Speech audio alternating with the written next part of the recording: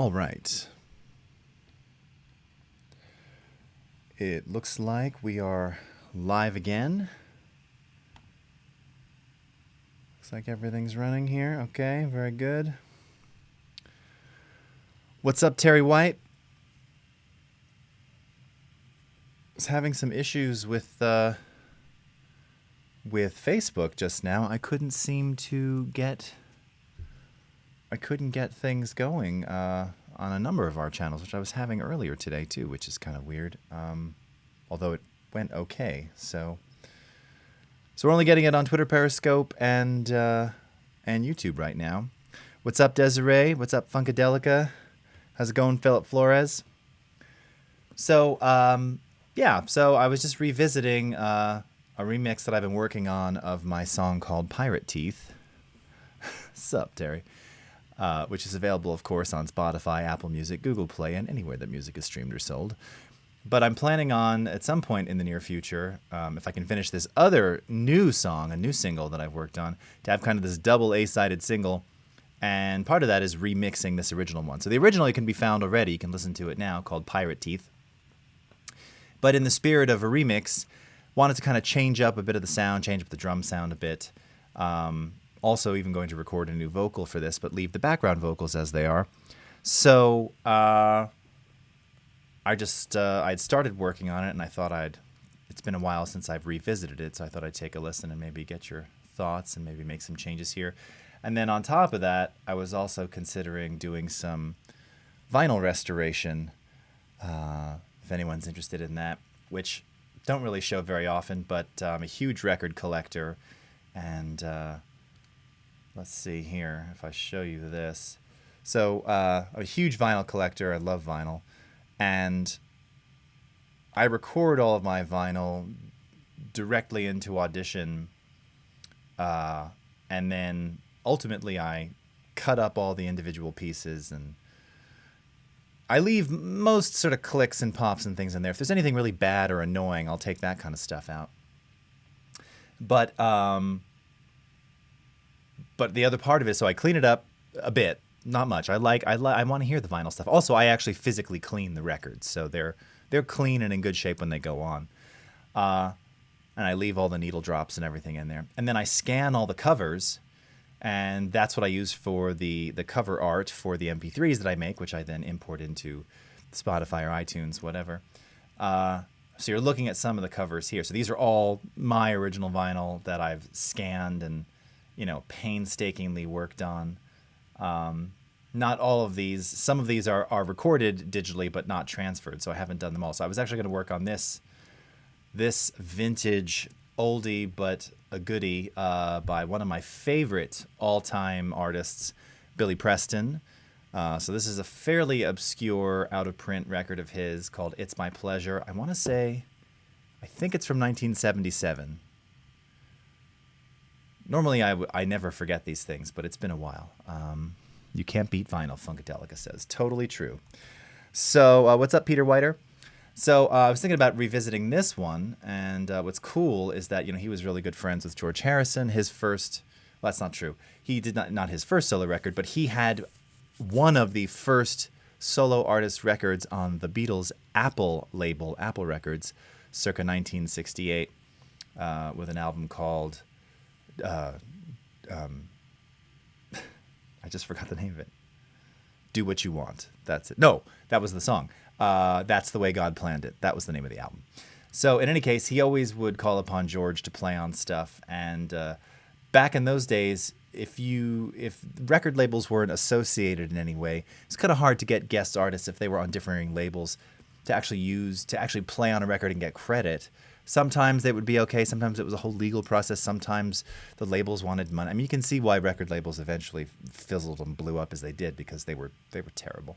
But so George Harrison plays on this record, but he's listed as Harry Georgeson with no label affiliation whatsoever. So you can see some of these other artists, like they list, okay, so-and-so appears courtesy of Epic, ABC, United Artists, Motown.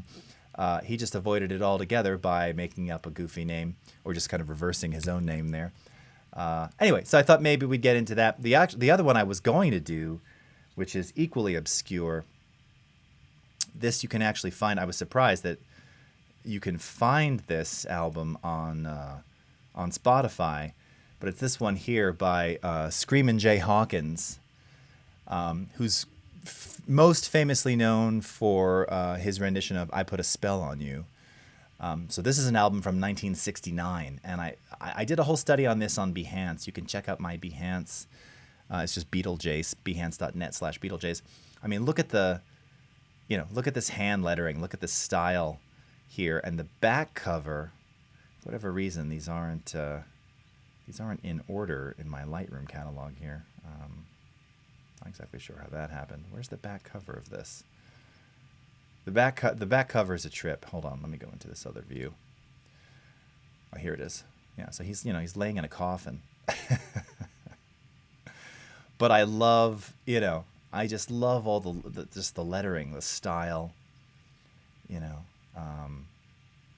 it's just great photography, nice shallow depth of field in there. I mean, there's something about these old school records, and it's kind of the whole experience, right? It's not just like he's talking about President Nixon. What? Anyway, so I was thinking maybe looking at that one and cleaning it up a little. It was in fantastic shape, but we shall see. So we'll see how it goes. Arslan, you are very kind, sir. Thank you so much. I appreciate that, and thanks for watching. Anyhow, all right. So yeah, we're just kind of playing around here. So let's start with the remix here. Now I'm gonna keep the vocals out for the moment and let you take a listen. If we take a look at the mixer here, so right now I've just got piano, bass, and drums enabled with a whole bunch of effects and things on the drums. The drums have kind of already been mixed, but let's just kind of take a listen and hear what the overall flow sounds like, and we'll see. Arslan, you're looking good with the. Oh yeah, I've grown it out. I don't. This is not my normal. I usually keep it super close, super tight, but doing a bit of a, dare I say, like an outward bound adventure, and I wanted to embrace the part a bit more. So I grew out my beard. But thank you for that. I appreciate that. All right, let's take a quick listen to this.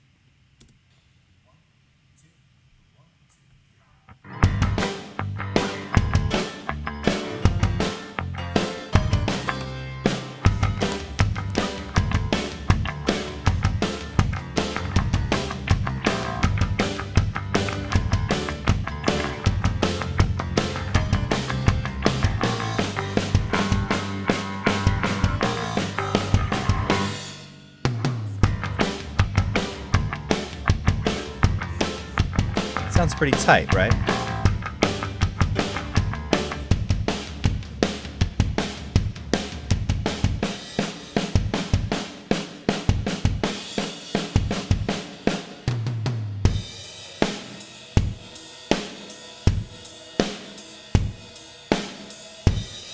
All right, so just to break down a couple things for you here, if you're interested.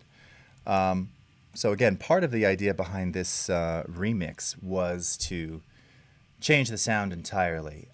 And on the kick, snare, and main floor tom, I've done a bit of drum replacement via Drumagog, which, if you're not familiar, it's a drum replacement plugin. They've been around a long, long time. And I have a whole library of different samples of theirs. So this is kind of what it looks like. And what's fantastic about this is, well, first and foremost, you have to have drums individually tracked. So you have to have kick on its own track, snare on its own track, toms, etc. This is my good friend Chip Hanna playing here.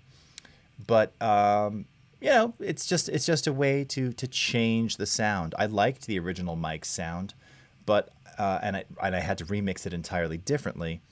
What I was thinking is, here I'll go ahead and turn these off for a second, so you can kind of get an idea of what the originals sounded like, and then I'll kick the Drumagog back in. So here now again, this is already with a different EQ and everything, so it didn't sound like this originally necessarily, But here's the raw sounds without the replaced drums. Take a quick listen here.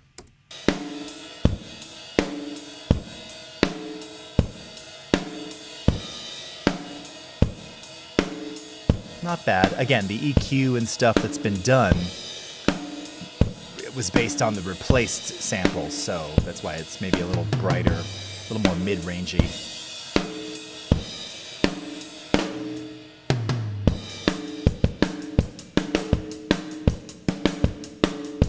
I just remember the snare that he was using here. It was very sort of high-pitched and ringy, and I wanted a fatter snare. So if we just turn that one back on, here's the replaced snare here.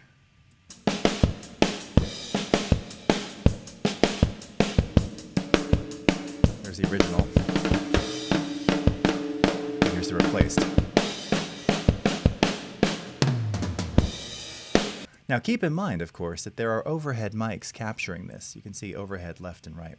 So the original sounds are always bleeding through in there. Here's the overhead mics. Meant to capture cymbals and whatnot.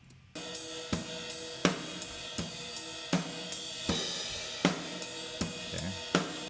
So again, let's solo the original kick here for a second. And let's put on the Drumagog kick.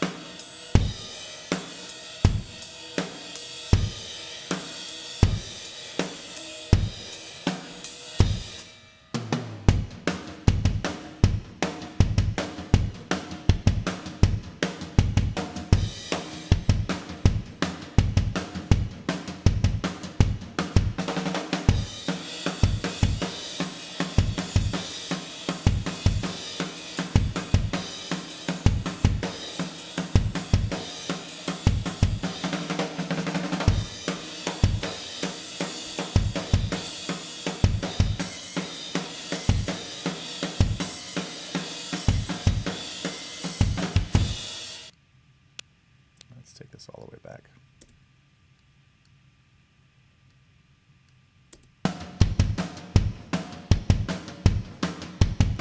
All right, now let's turn off those overheads. And you can see that you've got, first of all, there's different sets of samples based on articulation and amplification, so it's never the same attack, which is really awesome. That's kind of key to making it also sound more real, so that it doesn't sound. Not that you'd really notice a replaced drum necessarily, but it's kind of part of the illusion. The other thing is that here we can audition different kicks here.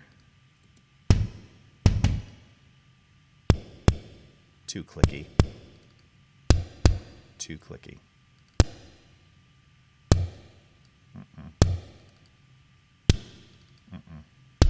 Ooh, a lot of sub bass in that one.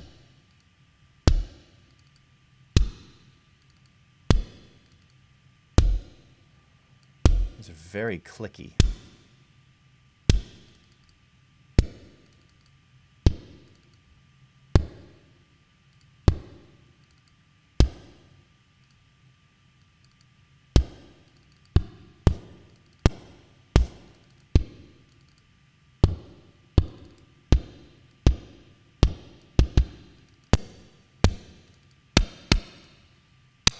Ooh.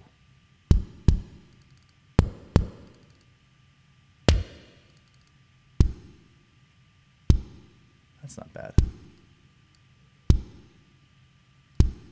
That's actually kind of nice. You can see it was actually going through some global reverb there, so it sounds nicer, cleaner. So let's put the snare in there.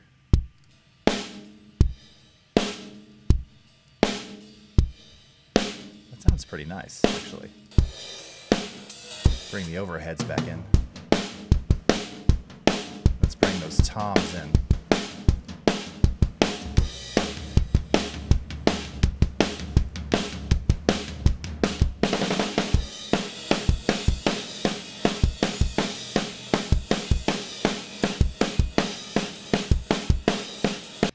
Now, another thing that makes this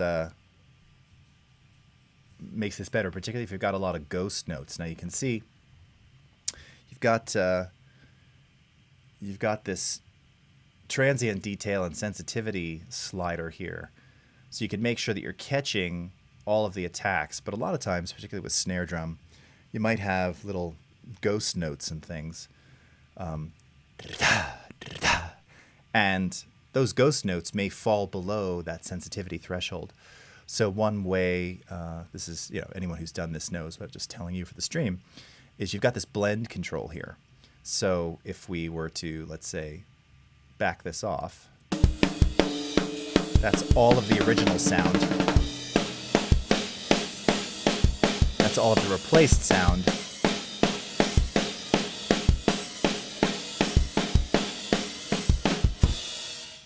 And that's, 80% original, 20%, 80% of the replaced snare with about 20% bleed from the original.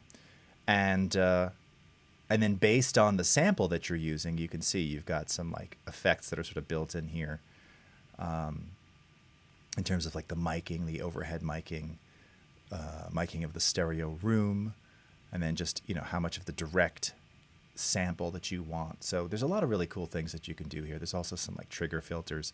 You would use this if you were trying to, key the bass drum to give it more of an 808 kind of sound. This is rock. This is punk, so you wouldn't use it for that, but you could.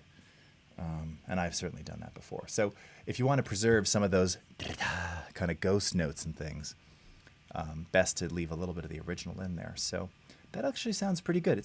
Maybe it's a little bright. It's hard to tell if my ears are just fatigued, but let's bring this in with the bass and hear what this sounds like. These two together. Actually, we'll start with just the solo bass. Take a listen here. Let's see what we've got going on there.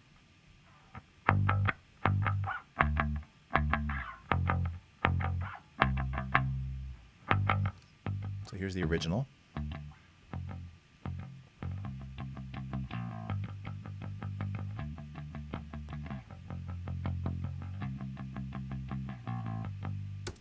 So that was mic'd with, you can't see it, but there's a Fender bass amp behind me, just direct mic, single mic.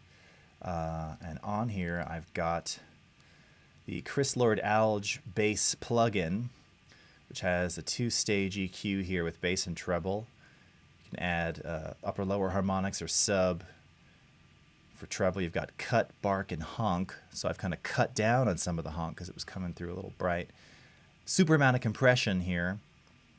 Sub isn't touched at all. A little bit of growling distortion and sort of de-emphasizing pitch chorusing, which just kind of, it gives it just a little bit of additional color.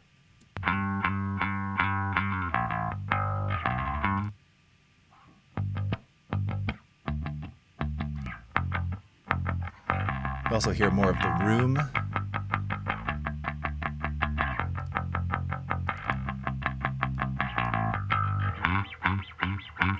Now this is one of my favorite compressors of all time. So this is the Puig Child 660, which is really a Waves emulation of the Fairchild 660 and 670 compressor limiters that were used very commonly at Abbey Road and a lot of studios in the UK.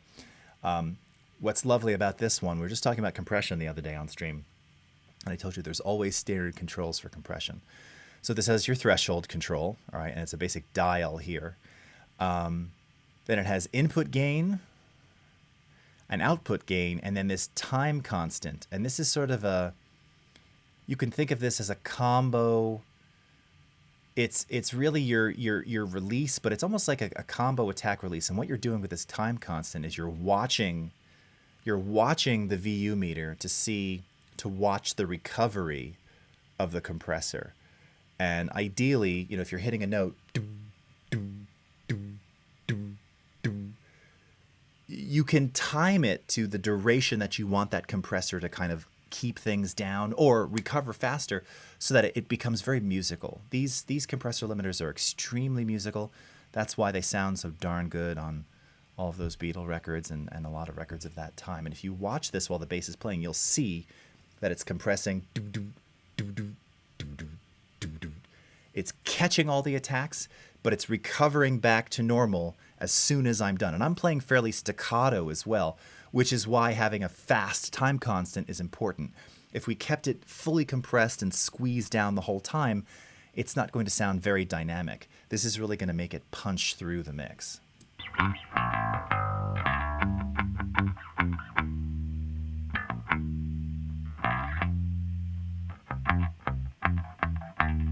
Right? You can just see it on the meter here. And if we bring the drums in here.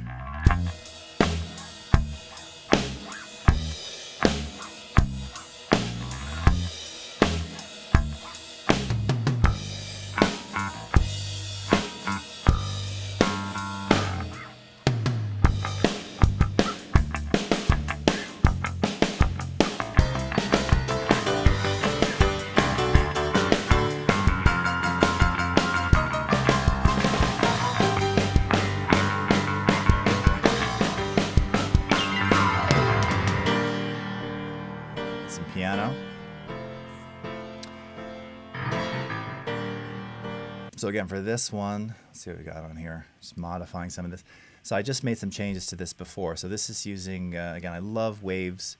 This is the Abbey Road red console channel strip. What's lovely about this is, first of all, again, this is used in a lot of really common 60s records. Traditionally, it's got the classic pop or classical EQ. So you had selectors on these consoles back in the day. You want to use the pop styled tone or the classical styled tone, which is really neat. You can run it in stereo, dual channel, or mid-side stereo. I'm actually running this particular piano in mid-side, partially because of the way I tracked it and recorded it in stereo, but using a mid-side kind of technique, which just gives it a slight, because a lot of the content, a lot of the chords that I'm comping here are really kind of in the center, so there wasn't a huge stereo image if I just mic'd it in a traditional XY. Using mid-side, it makes it a little wider. It allows it to occupy more space across left to right without interfering. And you can see you've got some drive and analog controls. So if we wanted to kind of make this a little bit more driven,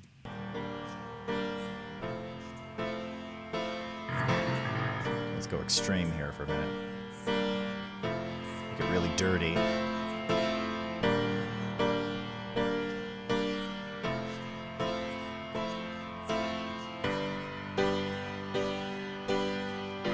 Some of that tone still seems a little bright to me.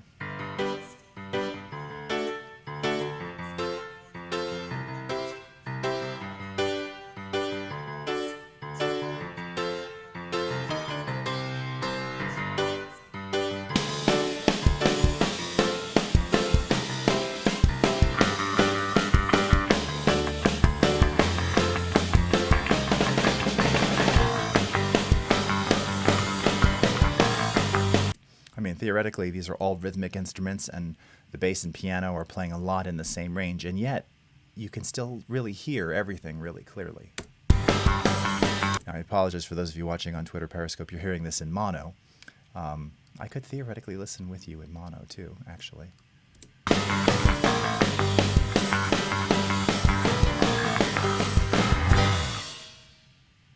Nice. Oh, and yes, actually, and because the piano's mid-side, yes, that's not going to sound, I mean, it'll sound okay in mono, but I've got other stereo things at play in here. How's that sounding over the stream? It's okay.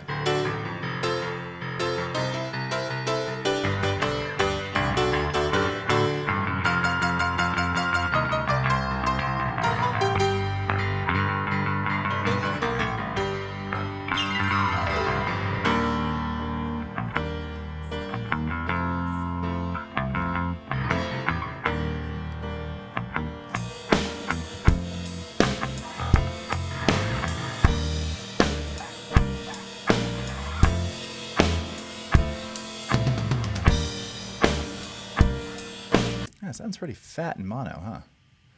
Always a good idea to check for mono. This is your sum to mono button. No matter what you're doing, doesn't matter what kind of audio you're producing. Always, always, always. I always do this. I'm not one to also say like do this, but always a good idea to check what it sounds like in mono, particularly if you're, you know, not a seasoned mixing engineer. This is going to reveal a lot of problems, potential problems. You know, if first and foremost, if things are just like way too boomy when you sum it to mono, it means you've got some stereo panning to take care of and some EQ. When I sum this to mono, everything's got its place. If anything, I would actually probably drop the level of the kick drum because it's a little hot. Although by today's standards, the kick drum is ridden way up front of everything, so it's really a user choice. But aside from that, Ahmed, how are you doing? Could I have an element to start playing with plugins? What element were you looking for? Some content, you mean? You need some content to play with? I can direct you to, in fact, if you go to the help menu, you choose this here. Oh, excuse me. Oh, download sound effects and more.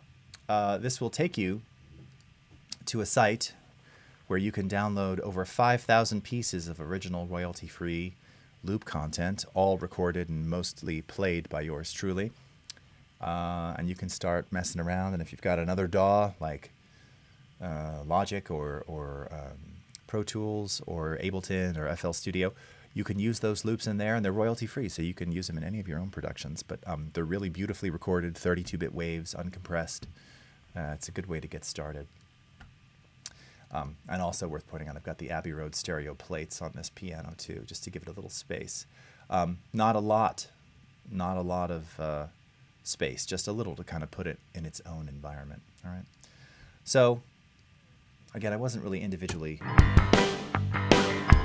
tweaking things. Someone yelled at me on the stream a few weeks ago. They're like, I was expecting, you know, a full-on remix from scratch. I know. Maybe I'll do that next time. Got to get in the mood for those. These are all kind of work in progress, but I'm saving as we make these changes, you know, so I'm hoping to use this pretty soon.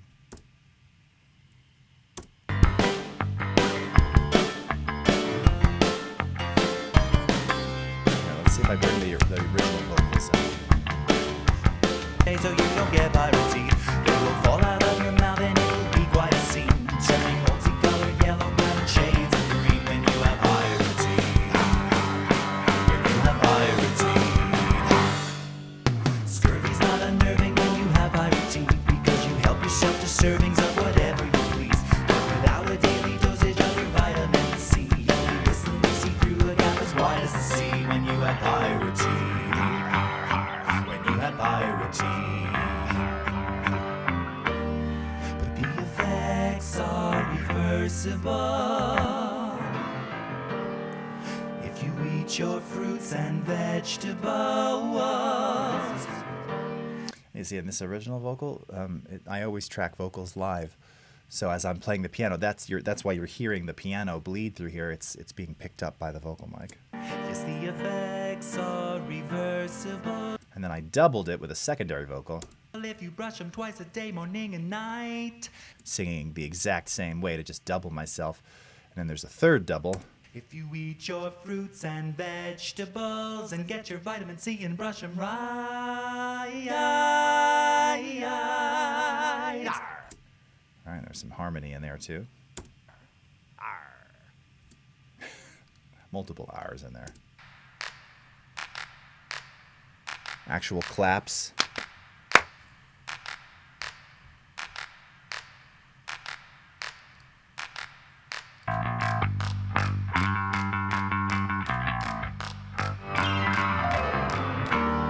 But the effects are reversible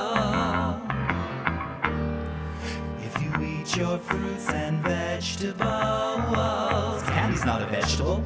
Yes, the effects are reversible if you brush them twice a day, morning and night. If you eat your fruits and vegetables, you get your vitamin C and brush them right. Now you know the story about pie. teeth. They will fall out of your mouth and it will be quite a scene, turning multicolored yellow round shades of green. Gotta brush your motion so you don't get pyrotene. Once you brush it over me and then it comes to leave. Those little round chompers will not want to mess you up, turning multicolored yellow round shades of green. All of that was being monitored in mono all that time. So again, mono is so great because you can really identify problems early on, and really just kind of hear how things are turning out. Okay, so for the last couple minutes here, let's shift gears and let's talk about little vinyl remastering here and little things that you can do if you ever do any vinyl transfers, or if that sort of thing interests you. Maybe it doesn't. Very possibly doesn't. Yeah, here we go. All right, so just in terms of fixing little clicks and pops and things, all right? So this is Screamin' Jay. I'm lonely. All right. And so this was a really clean transfer. I mean, as I look at this, you can see as we look at the waveforms, there's no huge clicks or pops, maybe a couple little things right here, nothing that gets in the way. What I typically do, though, is that as you know, it's really common to have fade outs, particularly on 60s records. When they go into the fade out, sometimes the clicks bother me.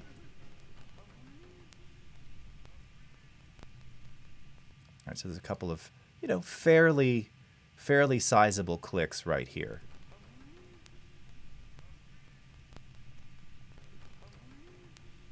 All right. So there's a couple things that you can do here, and this is really just to showcase what you can do. Because we've got a whole bunch of them in this section, this is where you can use our diagnostics panel, which can be found up under the window menu, where we have an effect called the declicker. And this is awesome. And there's some basic presets that you could use. And here's how it works. You scan. It finds all the clicks in question. Oops, I didn't want to do that. All right, so it found 44 problems. Okay. Go ahead and choose Repair All. And then it tells you how many it repaired. So it repaired 43 out of 44 for whatever. Oh, I could see one right here. It couldn't seem to figure out. So let's take a listen there.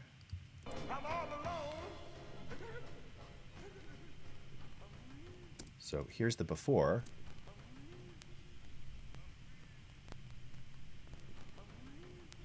Again, it's pretty subtle, but if you're listening in headphones or very loud, those little pops just kind of bother me. If we just redo it, they're gone. All right, and that one little one right there, if we want to zap that, we can make a selection like this, go into auto heal, and it fixes it. Okay. Now, speaking of that, this is something that you can do whether you're doing vinyl or other things. If you've got a click in the middle of something that's really irritating. So right here, just looking at this visually, I can see some kind of pop. This is really common on vinyl. Also, you notice it's only on the right channel, not on the left. That's actually good for you. So if you take a listen here, you have to use your listening ears carefully. All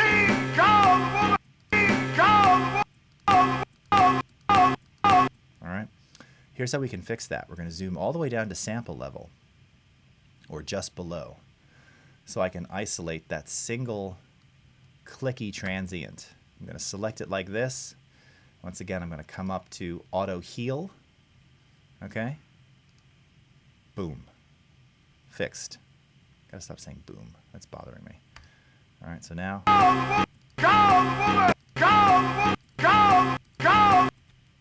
Before. It's like that click, that bothers me. That's the kind of stuff I'll take out. Took it out. Done. Right. Completely unnoticeable. You'd never know there was anything there. All right.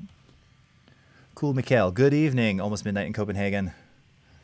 Awesome ending the day with Levine Magic. You're very nice. Cool. Thank you very much. This is also how you know you're listening to a non-new record, because look, they have almost everything going in one channel, and there's like nothing. There's nothing on the right side. Here's what's on the right channel. It sounds like it's just like a send of the same content. Maybe it's even a little bit of reverb, but everything is isolated. in this particular track. It actually moves between left and right. It's very strange to listen to. There's a little bit more on the left channel here on this side. And now I have found my love. But that's how it was done. That's not a mistake. That's how the track was mixed, okay? And the rest of these you can kind of get an idea. Ask him, he'll be glad to. All right, so again, really clean. Nothing to repair there.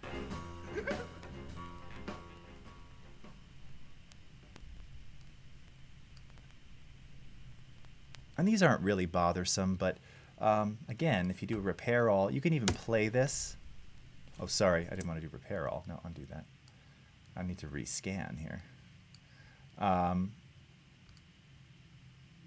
If you do a scan,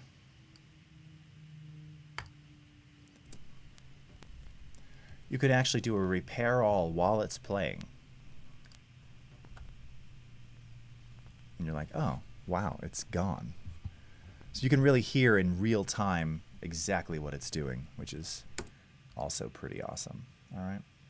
So that's kind of, auto healing on individual clicks, and then the declicker, which is super useful.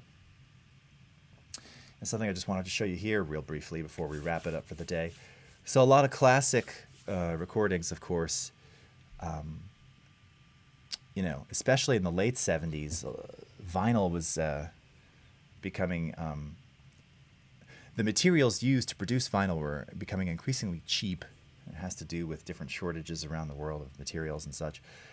So by like 1980, you see a lot of vinyl that's really thin and it sounded bright and crummy.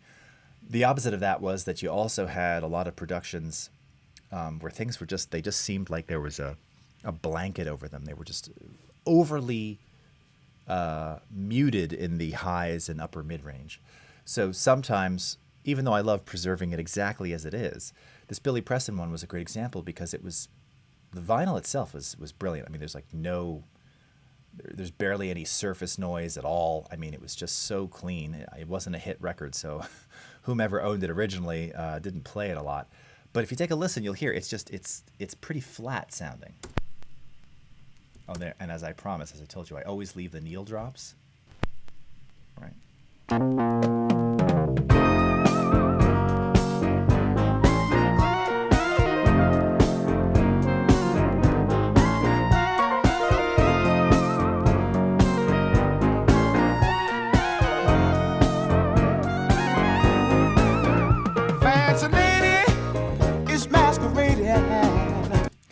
It sounds good, and it's really warm and it's fat, but there's like no sparkle to it.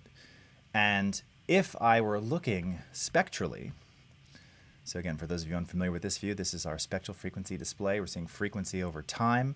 This was recorded at 48K. What I love about vinyl, and if you record at 96, you'll see even more, going all the way up into 30, 35. There is program material, there is content all the way up here.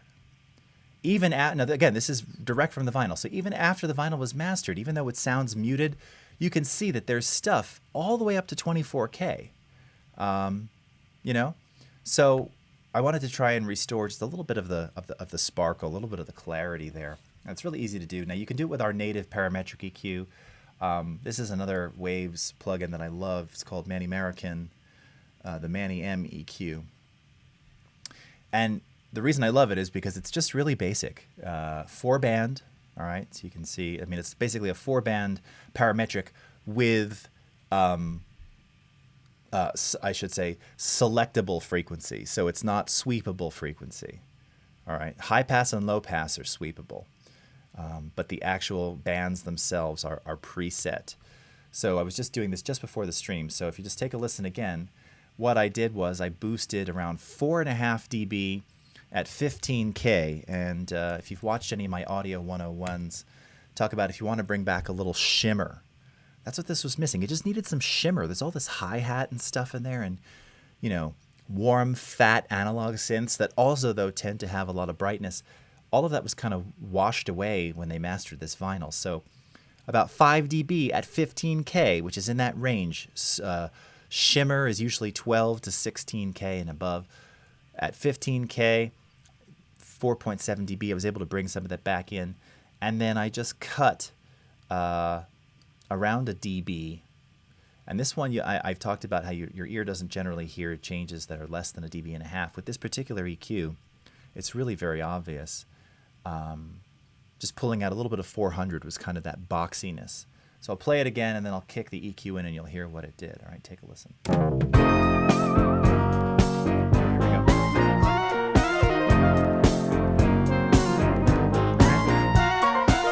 If I turn off the high band,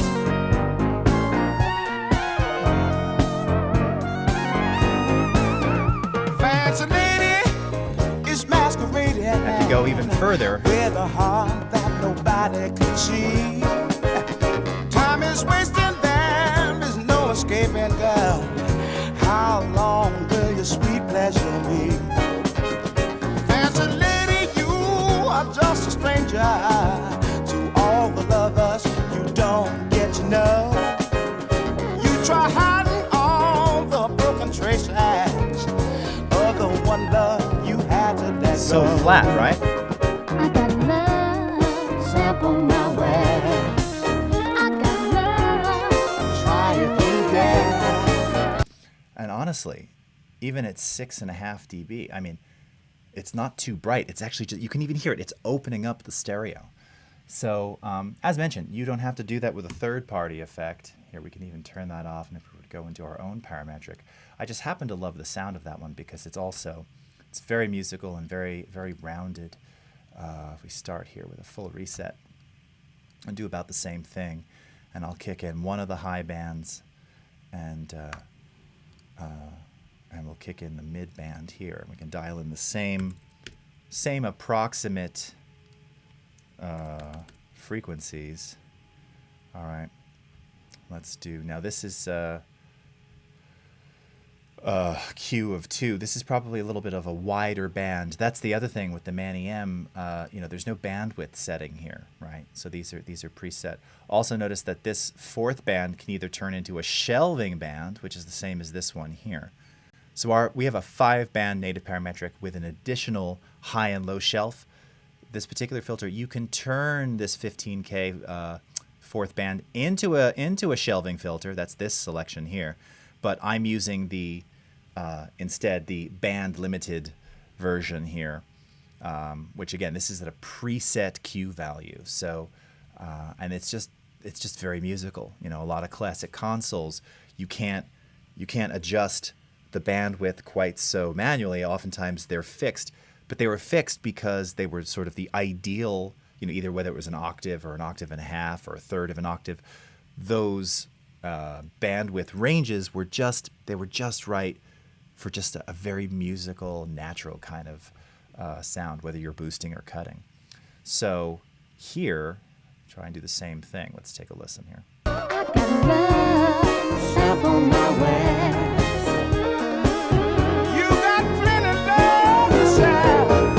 Fancy lady, where are all the children who were born to you so sweet and true? Will you give them all your sad parade and have them doing the same things you do? The great creator, he's a liberator. He always gives a helping hand.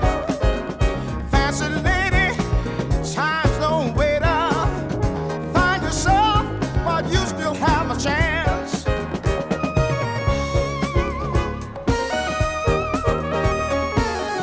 Okay, you can see I was just kind of trying to find a bit of that kick drum, which is really right. It's just fat, so fat. You don't have any clickiness. Not common, especially '77. We're peak in the disco era. Kick drums were like, they were muted, but they're real. So you can find that frequency and just dial it in. And if we were to master this and add a little multiband compression, I could just really tighten up that and I mean, it would feel like it was remixed practically, because it's actually fairly isolated. There's nothing really else down in that range. It's kind of also, again, sort of the classic mixing technique where things, despite this master sounding a bit flat originally, It's all there, you know, and that's something that vinyl really gives you. Not to say there's not bad vinyl. Todd Rundgren, very famously, on his 1972 record "Something Anything," has actually it's not a song, but it's a track on the record that talks about poorly mastered albums, and he gives examples of when they're, as he says it, mastered lousy. They're noisy, they're too bright, they're too bassy. You know, it's not uncommon, but yeah. So this one, so again, I was able to kind of replicate almost the exact same sound and our parametric as with the Manny M. You know, whichever you like. This one to me though is just so darn musical.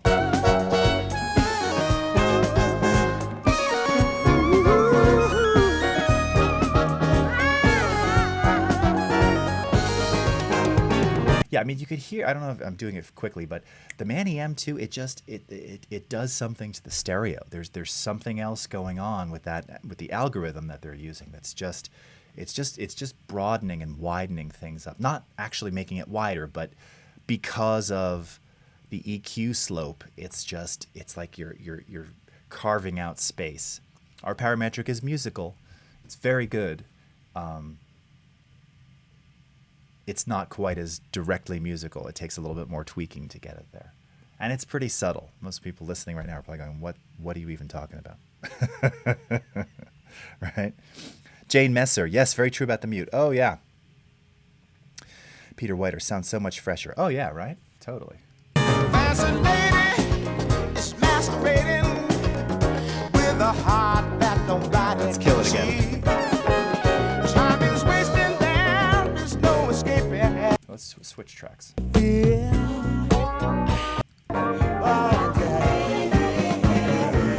kick it in Will here. cheat you, people will beat you. You know it happens nearly every day. You know, those watching on YouTube, suddenly there's all this hi-hat in the right channel that you couldn't hear. It's It makes you mad. there, but you can barely hear it. Ready? But there's just one thing that you can say. That's life. All right. Similarly with this one. I shout when I think about you and how good you make me feel. There's no hurt, hate, All right. So yeah, just a little bit of subtle EQ, just to give it breathe a little bit of life in there. Doesn't take much. Like I said, I'm not about changing the sound of the vinyl. But if it is going into, you know, this is one of the things that we consider today because I upload this to my own library. And if you create your own playlists, which I do, you know, it's first world problem. But it's like, oh, this one's, I master everything so they're the same loudness. But as well, I also try and preserve a little bit of slightly more modern-esque delivery, you know. In some cases, not always. Usually no. But for this one, because it was just so muted, it would have just driven me crazy. So just that little extra subtle thing, it just makes it sound better, right? And then as you're listening against other tracks, you're not like, ooh, that sounds like garbage. Sounds right. Sounds perfect. All right. Peter, you are so correct. Yes, the original Concert for Bangladesh 71 was very, very muffled. And that's, you know, part of that was it was Phil Spector. And they very classically used, I don't remember how many live microphones on stage. So you can imagine it was probably a mixing nightmare. The remaster that came out, I want to say early 2000s or whatever, could have even been 2001. Actually, now that I think about it, it may have been the year George Harrison died. And it was subsequently the 40th anniversary. They really brought all that brightness back in. And that, of course, was done via, I can't remember if no, that was just mastering. They didn't remix it. It was just mastering. Or maybe they remixed some. But same kind of thing here. I mean, if they went back to the tape master, it was just mastered a little. So, you know, they just brought some of that back in. But you're so right. I remember, and then it always used to drive me crazy. And I even had I had a tape and an 8-track version of it, and it was like all mid-range. So, you know, some bass, but mostly mid-range, and still kind of muffled sounding. Like I love that record, but the original distributed version, it always bothered me. It just never sounded as good as I knew it could have. And the 2001 era one, or whenever that was done, is way better. All right. Well, I'll tell you what, friends. I'm I'm going to call it if no one else has got any questions here. See, we've had a lot of people drop in from Periscope, so thanks for that. Thank you those watching on YouTube. And sorry we couldn't get to Facebook this afternoon. I don't know what was going on there. I was loading up their Creator Studio and stuff was just not happy. It was just not working. It's all delayed and slow. All right, friends. Well, that's it for me. So hope you've enjoyed this little impromptu live session. Maybe learned a couple things. If you want to see more audio stuff or whatever, hit me up on Twitter at BeetleJace. Let me know topics that you want to see on the daily live streams. I'll be back all next week streaming sometime between 11 and 1 Pacific time every day. So I'd love for you to drop me a line on Twitter and let me know what you'd like to see. Until then, have a great rest of your morning, afternoon, evening, full weekend, wherever you are in the world. And I will see you again next time. So thanks again for watching. Have a good one, and we'll take care. Bye-bye.